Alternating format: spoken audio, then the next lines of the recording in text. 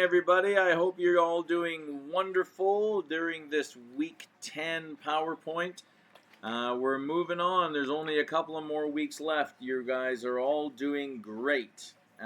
Just to note there that there are 2 PowerPoints there for this week that you are required to have a read of. Okay, and there'll be 2 videos available. This is the first one here. This is on genetics. The other PowerPoint with the video will be on evolution.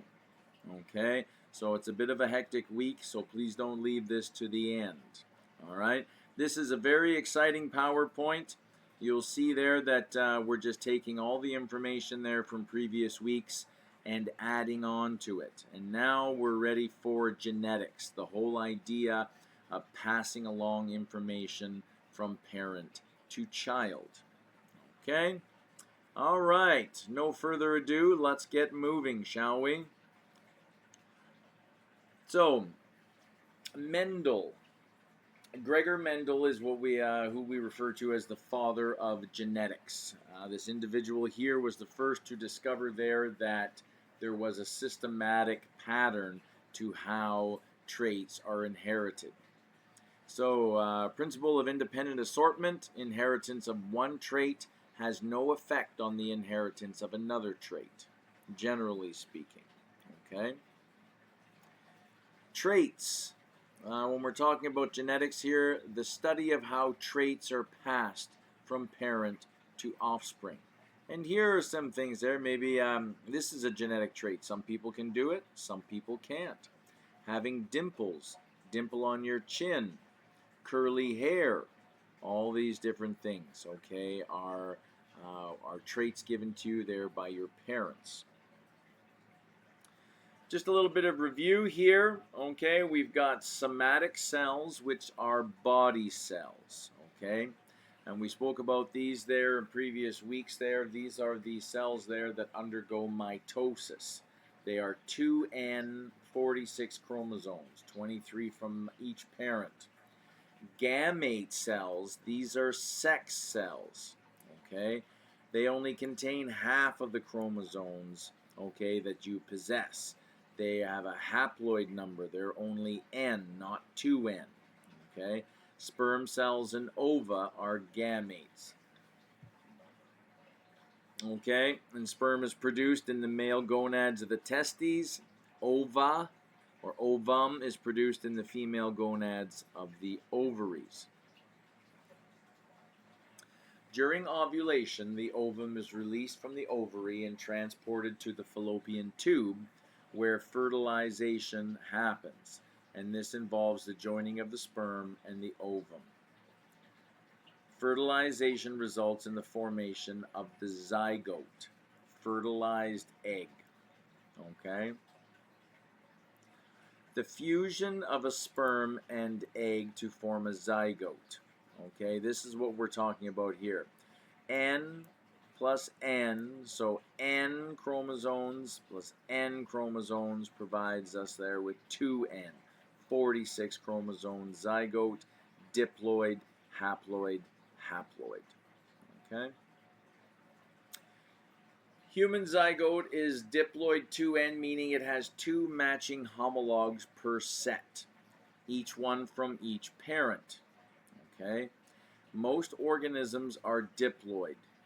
Humans have 23 sets of chromosomes, meaning humans have 46 total chromosomes. Okay? Traits are determined by the genes on the chromosomes. And you'll remember there, a gene is just a segment there that codes for a particular protein. And a gene is a segment of the DNA that determines a specific trait. Okay? Chromosomes come in homologous pairs. Okay, these homologous pairs, one of them comes from the father, the other one comes from the mother. Okay, these homologous pairs, they have matching genes. Again, one from the female parent and one from the male parent. Now, they may not be exactly the same, but they both will have the same genes encoding on them. All right. Homologous chromosomes contain DNA that codes for the same gene. In this example, both chromosomes have all the same genes in the same location, represented with colored strips. So dark blue, green, green, okay? They all have the same genes in the same location, represented with colored strips, but different versions of those genes represented by the different shades of each color. Okay, so they can have the genes coming from your mother will not be the same as the genes coming from your father. Okay. So these homologous chromosomes, okay, because a homologous pair consists of 4 chromatids, it is called a tetrad. Okay, so here is your paternal, okay, and maternal. Okay, the pair of chromosomes, maternal and paternal, that are similar in shape and size. Homologous pairs, tetrads, carry genes controlling the same inherited traits. Each locus, position of a gene, you'll see them there, is in the same position on homologous chromosomes, also called homologs. Okay? The sex chromosomes code for the sex of the offspring. Double X chromosomes will be female. X and Y, which doesn't look like a Y at all, okay, this is for the male sex chromosomes. And you'll see here, there's your X and X for female. Here is your X and Y for male. Okay. The first 22 chromosomes, as you'll know, are called autosomes. The last one, 23rd set, that is for your sex chromosomes. And right in here, this is what we call a karyotype, where we've taken photographs of the actual 23 pairs of chromosomes, okay, and one of these comes from your father, one of these comes from your mother. Father, mother, father, mother. And then you have 23, that is the 23rd set of chromosomes. The first 22 are autosomes. The last one there is your sex chromosome. Okay? Just another shot here. So this is male and female. You'll see there that the female there has an X, okay, and the male has an XY.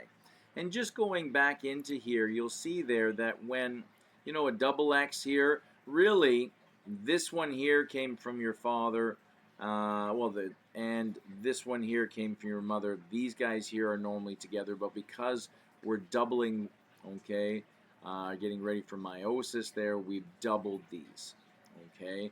But normally, you have this one here from your father, this one here from your mother, and they are together. But because we're doubling these for the point of meiosis, okay, that's why we have doubles of each, okay? Yeah, so there's your karyotype, XY, XX, okay? Now, one pair of homologous chromosomes here, so we've got the gene there for eye color, and this is for blue eyes. And this came from possibly the father.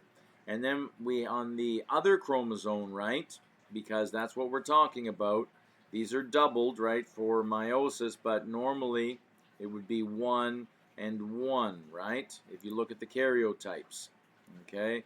One comes from male, the father, one comes from the female, okay? So, one of these genes there, the locus there, is coding there for blue eyes, and on the other one there, it's coding there for brown eyes, okay? These are what we call alleles, different genes, possibilities for the same trait. This one here came from one parent, this one here came from the other. Both coding for eye color, same spot on the chromosome, but different alleles, different genes for the same trait. Blue eyes and brown eyes on your homologous pair of chromosomes, okay? So meiosis, how gamete sex cells are produced. We've kind of walked over this there a couple times. We'll go through it a little bit further, nothing too crazy.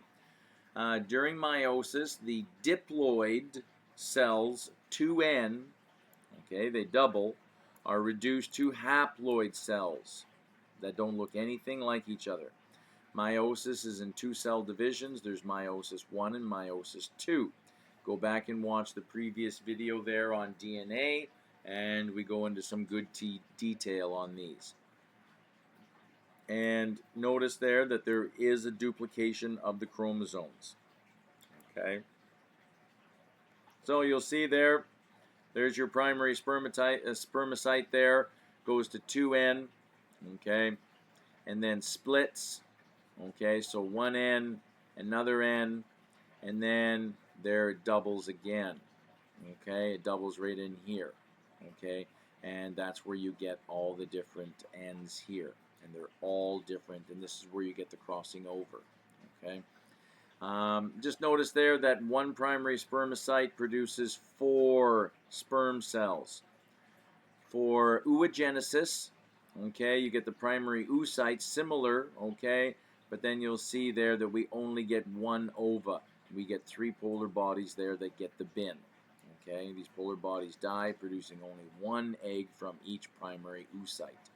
Okay, so prophase 1, okay, there's your homologous chromosomes, okay, and you get these sister chromatids, right?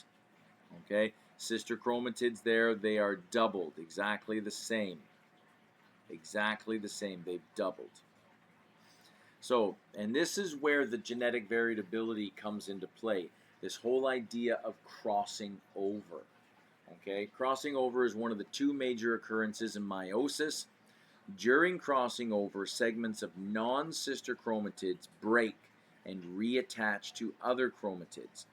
Okay, the chiasmata, okay, are the sites of crossing over.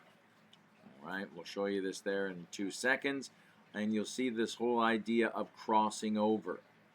Okay, so this is your chiasmata, the site of crossing over non-sister chromatids. Okay, these are sister chromatids. These are sister chromatids. Okay, they've doubled.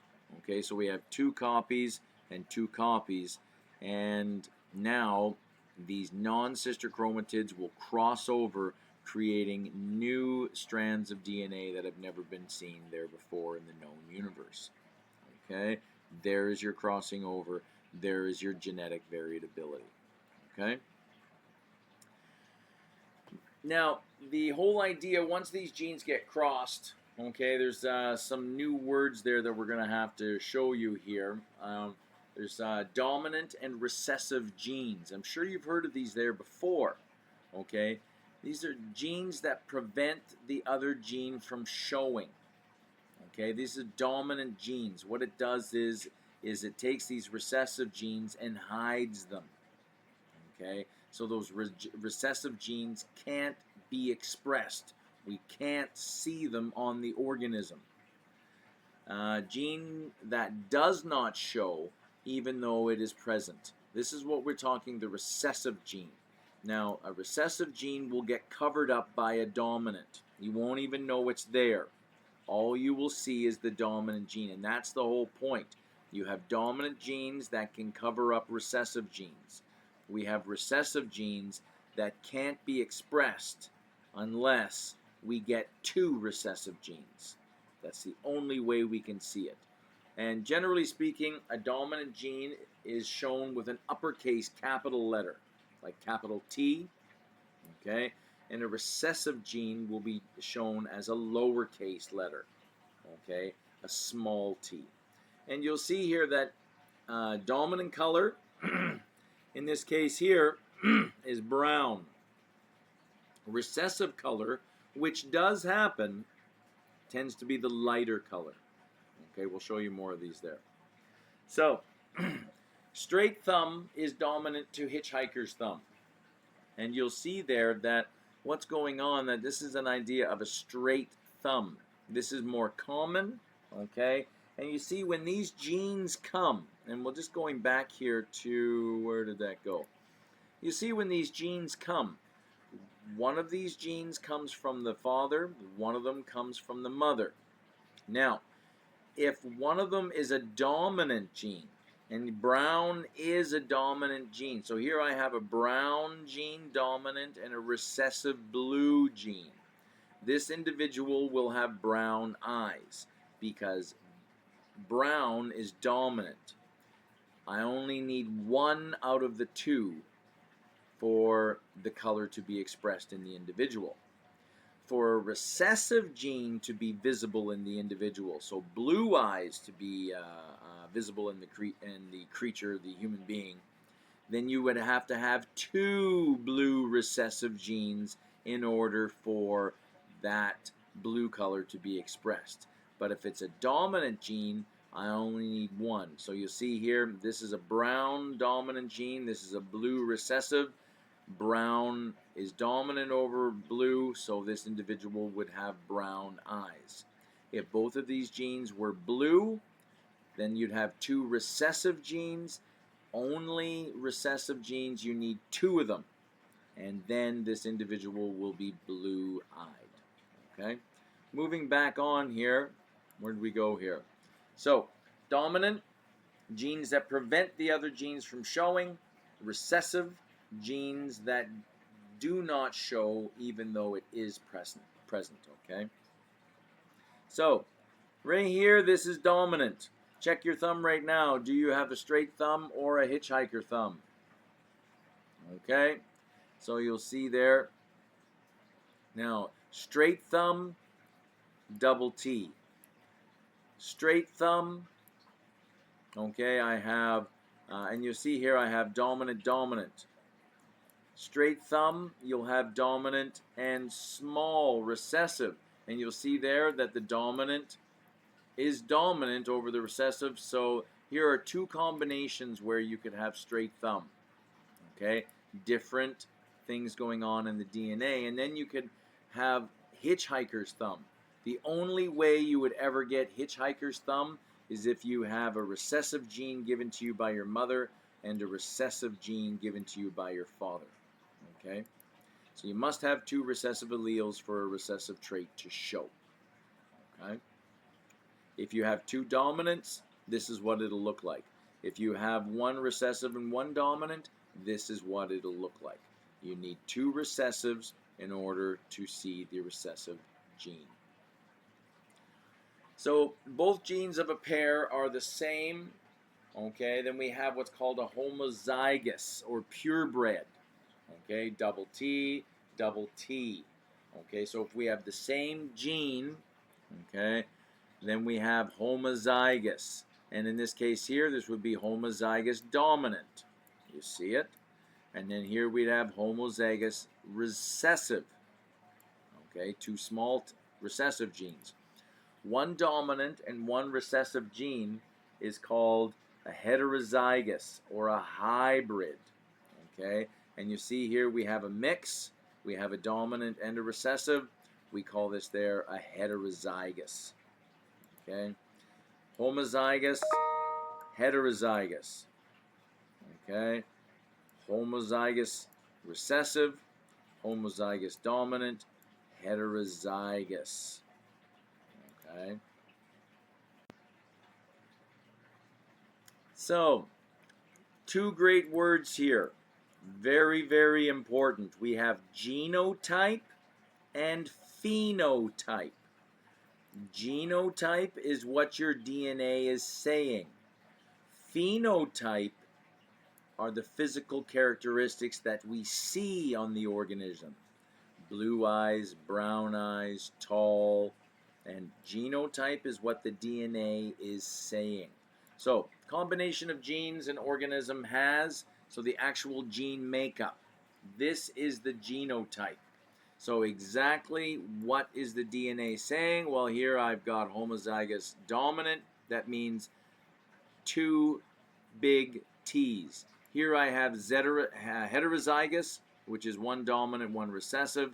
Here I have homozygous recessive. That is genotypes. Okay?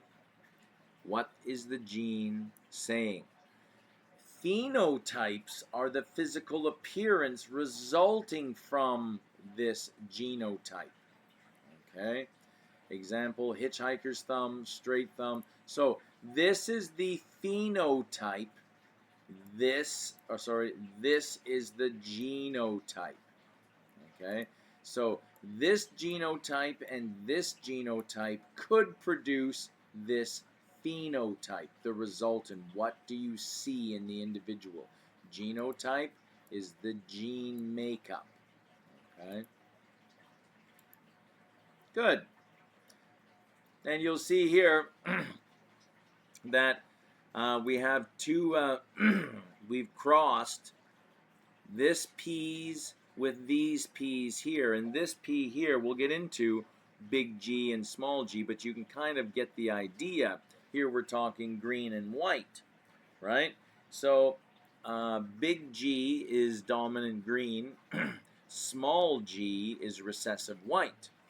So you'll see there that the possible combinations of genotypes are homozygous dominant, green, and then I have heterozygous dominant, okay, and the phenotype is showing green, but this guy and this guy here both have recessive genes that you can't see, okay, and then you look at the phenotype here, this is a white, and you look at the genotype, homozygous recessive, okay. So I just introduced you there to what's called a test cross, Punnett square and probability, okay, and used to predict the possible gene makeup of offspring. This is what we call a Punnett square. So example, black fur dominant B to white fur recessive B, okay, right in there. You cross a heterozygous male, one of each, right, big B, small b, with a homozygous recessive female, small b, right, homozygous the same, recessive small b, okay. So you have black fur heterozygous male. Heterozygous means it has a big B and a small b. So this guy here could pass along black fur or white fur to the children. This individual here can only pass on white fur or white fur because they're homozygous recessive. So we can actually predict the outcome of future children. And you'll see right here there, okay, male, there's your heterozygous, okay, big B, small b. So this is the male over here, big B, small b. And if you have two genes, then you need two spaces. Female, two genes there. So there we go, small b, small b. Now cross them. Big B and a small b, heterozygous. Big B and a small b, heterozygous. Small b and a small b, homozygous recessive. Small b and a small b, homozygous recessive. So, and you see here now, there are 4 possible combinations that can arise from these 2 individuals having children regarding fur. Okay? So you'll have 4 different possible genotypes, but really these 2 are the same. So, and these 2 are the same. So the phenotype that will be expressed, the offspring will either be heterozygous dominant, okay, or homozygous recessive. 50%, 50%.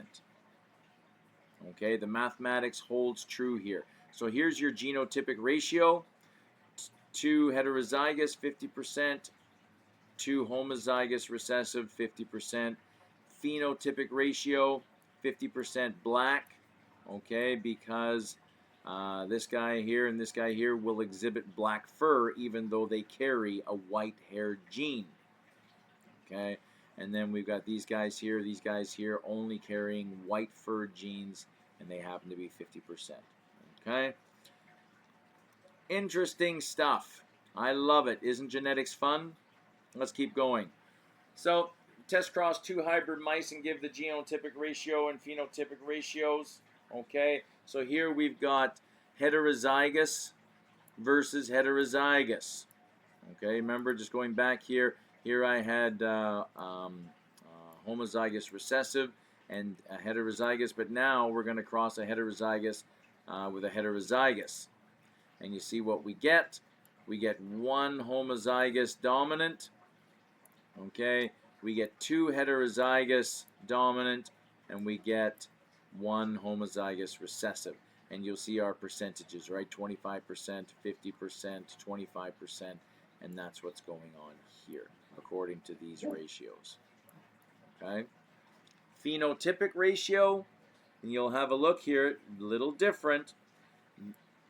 This hair will be black or brown. This hair will be brown. This hair will be brown. This hair will be white. So you'll see there that we're dealing with 75% black hair, 25% white hair. Interesting, eh? Good. Test cross, another example here. Okay. A man and a woman, both with brown eyes, marry and have a blue-eyed child. What are the genotypes of the man, woman, and child? Well, okay, so if they, we've got heterozygous dominant here, both of them are this, it's kind of the same example, and you'll see there that there's a 25% chance that the child will have blue eyes, a 75% chance the child will have brown eyes, okay? We can even cross multiple at the same time. Okay, so this whole idea of test crossing, okay, we can take this as, we can make this more complicated, but we're not going to. We're just going to show you one more elevation of this, and you'll see here that, have a look at this example here. In rabbits, a black coat is a big B, is dominant over a brown coat, which is small b. And then you have straight hair, which is big H, is dominant over curly hair, small h. So cross a rabbit that is homozygous dominant for both traits and a rabbit that is homozygous dominant for black coat and heterozygous for straight hair. Then give the phenotypic ratio for the first generation of offspring. Okay, so you have a look here. You have a look here. There you've got homozygous big B and homozygous big H. So the only combinations that this parent can give will be one of these and one of these. So that is the only combination that this parent can give. This parent here, okay, is homozygous dominant for black hair and heterozygous for straight hair. Okay, so you have a look here. Homozygous, so it can only give a big B, but then it could give a big H or a small h. So you'll see here that there are only 3 combinations that can be given out. Okay, and you'll see here that these creatures will only produce 2 different kinds of creatures. They will produce black hair because that's all the parents can provide, and one of them there will be straight hair, homozygous, and the other one will be straight hair, heterozygous. We'll show you this there, another example here, the whole idea that same example, just a different example, really. In rabbits, the black coat B is dominant over the brown coat small b. Straight hair, big H, curly hair, small h. So cross 2 hybrid rabbits. So that's heterozygous, okay? And give the phenotypic ratios for the first generation of offspring. So here I have heterozygous and heterozygous. Here I have heterozygous, and here I have heterozygous. Okay, so now you set it all up. What are the possible combinations? Well, this guy here can go big B, big H, which we have. big B, small h, which we have. Small b, big H. Small b, small h. So there's 4 combinations here. So that's why we need 4 combinations on the side. And then we'll have the same on the other side there, 4 combinations. And now we just start making the percentages. So big B, big B, big H, big H. Okay, start adding them all up, right? And you'll start to see different combinations come forward. And you'll see your different ratios here, okay? You'll have now phenotypic ratios. This is not what the genotype is saying. It's just what you will see on the individual.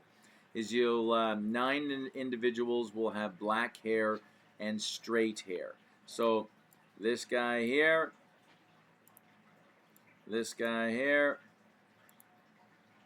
these guys here, which just won't highlight. All right, you see what I mean though? They'll all have the same phenotype. Okay, and there's another one, another one, another one, and another one. Is that 9 there?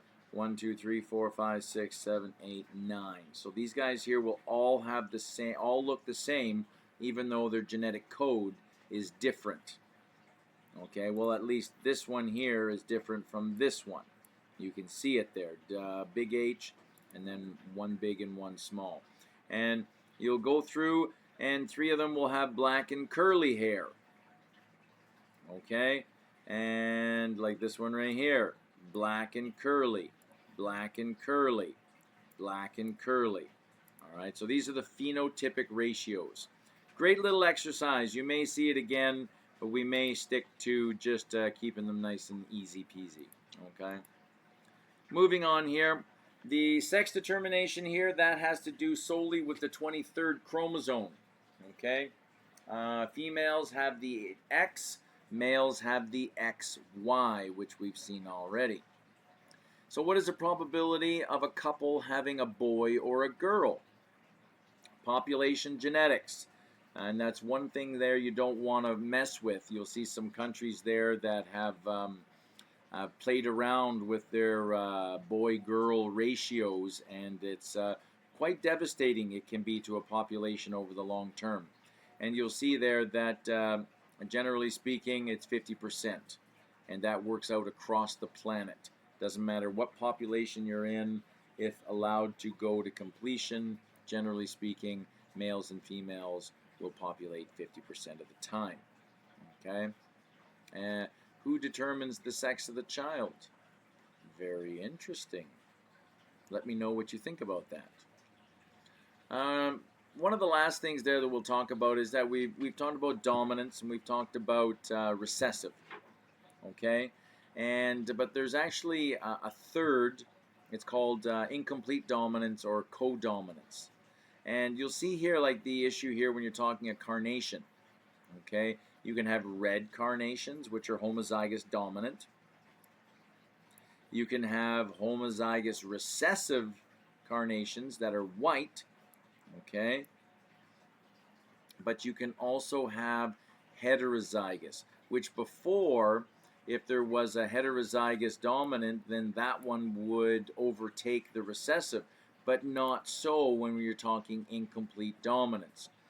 This is when one allele is not completely dominant over the other, and there is a blending. So in this case here, the color red is big R, the color white is recessive W, okay? But the phenotypic color there for pink is a heterozygous. And you'll see what goes on here. If we cross heterozygous RW, RW, red, white, you'll look at the ratios we get. Okay, we get 1 red, you get 1 white, and you get 2 that are pink. That is your incomplete dominance. Okay, works the same there for chickens. Okay, you've got chickens that have black feathers, chickens there that have white feathers, and you have chickens there that are black and white speckled. It works exactly the same way. This is your codominance, incomplete. Okay. Sex-linked traits. Generally speaking, there females have more protection against evolutionary genetic diseases. Okay, because you remember there females have a double X, and if there's a gene on one X chromosome that is faulty for whatever reason, then odds are there's another gene on the other X chromosome that will protect and hide that bad gene. Okay, so that we don't see the bad expression of that gene in the individual. But this individual is a carrier for that bad gene. Okay, so females generally don't express these genetic diseases, but they can become carriers. Males, because they have XY, they do not have that extra protection. So if there's a bad gene on the X, there's nothing on the Y that can cover that up, so that bad gene will be expressed in male X-linked pathology. Good. An example of a recessive sex-linked disorder is color blindness. Okay, you should see a 58, an 18, the letter E, and 17 here. Okay, based on the this there, the whole idea this is a sex-linked issue. Okay, and males will get this, and it will be expressed in males, not so in females, because females, if this is a bad gene here, females will have a good gene to cover it up. Males do not have that. Okay. Hemophilia, where the blood will not clot. Very, very serious disease. Okay. Where the blood is like water, it doesn't clot, and where a simple paper cut can send you to emergency. Okay. You'll bleed out. Another example here, a female that has normal vision but is a carrier for color blindness. Okay, marries a male with normal vision. Give the expected phenotype of their children. So in this case here, big N is normal, small n is color blindness. Okay, so you have a female there that has normal vision but is a carrier for color blindness. Okay, so right here, this is the female up here, has the good gene and the bad gene. And now you'll see here, male has the good gene on the X and then has the Y gene. And you'll see here now, have a look. This is good gene, no problem here. Here I've got good gene and a bad gene. Okay, not a problem, but this person is a carrier of the bad gene right there. Okay, and then we've got here a good gene with Y, so this person here is not a carrier with great eyes. This person here has the bad gene and nothing to cover it up. So this right here, this person here would be colorblind. Okay, because there's not an X there to cover it up as there is over in this individual here, or sorry, this individual here, right? You have the bad gene, but the good gene is protecting it, covering it up. Okay. Mutations, these are sudden genetic changes, okay? And when we mean changes, we mean change in base pair, okay, sequence there of the DNA. They can be harmful, okay? They can be beneficial, okay? They can be neutral, okay, where it doesn't do any harm or any good to the creature. Mutations can occur in two ways. There's chromosomal mutation, or what we call gene or point mutation. Okay. Chromosomal mutation, less common than a gene mutation, more drastic, affects entire chromosomes, so affects many genes rather than one. caused by failure of the homologous chromosome to separate normally during meiosis. Okay, chromosome pairs no longer look the same, too few or too many genes, actually a different shape. Okay, and you'll see here there is deletion, duplicate, and you'll see there deletion where an actual section of the chromosome has just gone missing. There's duplication. Okay, ABC, ABBC, where we have just a, a duplicate of a certain section of DNA. We have inversion. Okay, where AED. Okay, where the stretch of DNA is okay, but it's been inverted. All right, which changes the sequence. And then here we have translocation, where it's just a complete crossing over. And you'll see here, there's your deletion. Chromosomal segment is lost. Here we have translocation, where a segment from a chromosome is transferred to another, as is the case in here. Okay, as you can see the example here, there's duplication, where a whole segment has been duplicated, and then there is inversion, where it's been Kamose flipped. All right. Aneuploidy, this could be an extra chromosome added. Okay, there's Down syndrome, trisomy 21, where they have 47 chromosomes, extra chromosome at pair 21. Okay. There's Turner syndrome, where there's only 46 chromosomes. You're missing the sex chromosome X. Girls are affected here. Short, slow growth, heart trouble. Okay. Klinefelter syndrome, 47 chromosomes, an extra X chromosome. And you'll see there XXY. Boys are affected here. Lower testosterone levels, underdeveloped muscles, sparse facial hair. And then here's your example here, XXY. Having an extra set of chromosomes is fatal in large animals, but in plants it makes them larger and hardier. Okay? Interesting. The second kind of mutation is the gene or point mutation. This of the two there, it's the most common and the least drastic. This is where only one gene is altered. If you go back into here, okay, the whole idea, the whole DNA sequence has been altered, but not so when you're talking a point mutation. Okay, only one gene gets altered. Example there, recessive gene mutation, sickle cell anemia. Red blood cells are sickle shaped because instead of round RBCs and cannot carry enough oxygen to the body tissues. Heterozygous conditions protect people from malaria.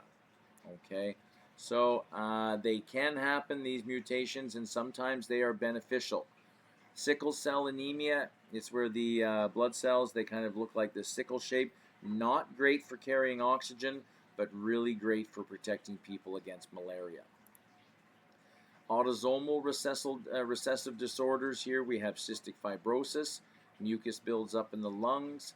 You have Tay-Sachs syndrome, okay, deterioration of the nervous system, early onset death. These are mutated genes produce enzymes that are less effective than normal at breaking down fatty cells, known as gangliosides. As a result, these gangliosides build up in the lysosomes and end up overloading the cells. PKU, okay, an amino acid common in milk cannot be broken down, and as it builds up, it causes mental retardation. Newborns are tested for this. Okay. Fetal ketonuria. Then we've got dominant gene mutation, Huntington's disease, gradual deterioration of brain tissue, shows up in middle age, and is fatal. Dwarfism, variety of skeletal abnormalities. And that takes us to the end of our PowerPoint there on genetics. Please have a look at it again, watch it as many times as you want, read the chapter, and please don't forget about the other PowerPoint in the Week 10 folder on evolution. We'll talk to you later, and we'll see you soon. Take care. Bye-bye.